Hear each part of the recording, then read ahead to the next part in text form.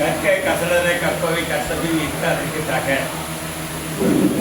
செய்க பொருளை செருன செதுக்களிக்கும் எஃகு அறிவிக்கும் பயனடைத்து கால்நடையிட்டு இணைவு பரிசை வழங்கி வாழ்ச்சி வழி சென்று அமர்ந்திருக்கிறார்கள் என்று பார்க்கும்போதே எனக்கு மனம் நெகிழ்ச்சியாக இருக்கிறது.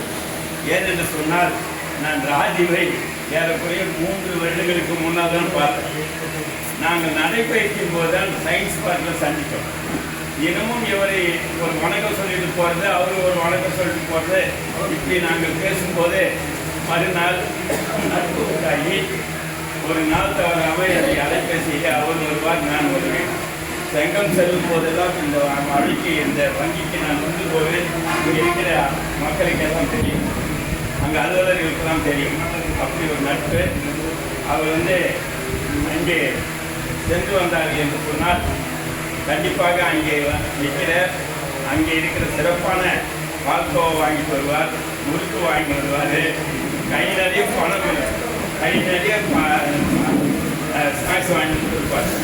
இது எல்லாருக்குமே செய்வாராம். எனக்கு ரொம்ப ஆச்சரியமாக போச்சு.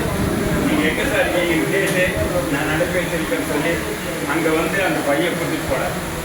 அதே போல் நான் மதுரையில் டிசம்பர் 28ஆம் தேதி ஒரு பெரிய நிகழ்வு காலமல் கோப்பை அங்கே நிகழ்வு நடந்தது. 15 நூற்றாண்டு மண்டபத்தில் இரவு 9 மணிக்கு 11 மணிக்கு எனக்கு பஸ்ஸு, ஆகாஷ் பஸ்ஸு.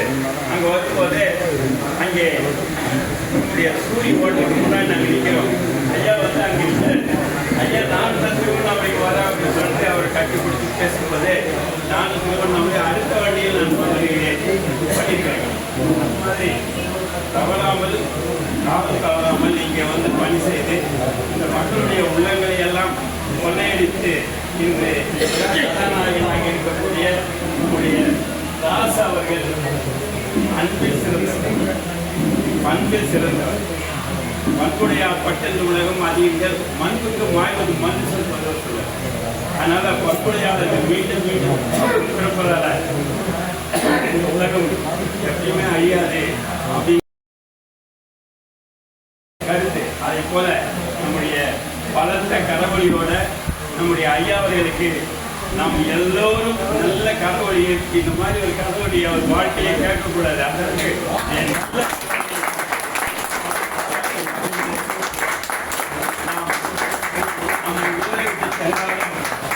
இங்கே அடிக்கடி அனைவரிடத்திலும் பேசவும் அதே மாதிரி வருடத்துக்கு ஒரு தடையாவது இங்கே இருக்கிற எல்லாருடைய வீட்டில் நல்லது நடக்கும் போதெல்லாம் வருவார் என்பதை சொல்லி என்னுடைய இப்படி எல்லாம் வரவேற்று என்னுடைய வரவேற்புரை நிறைவு செய்கிறேன். நன்றி, வணக்கம்.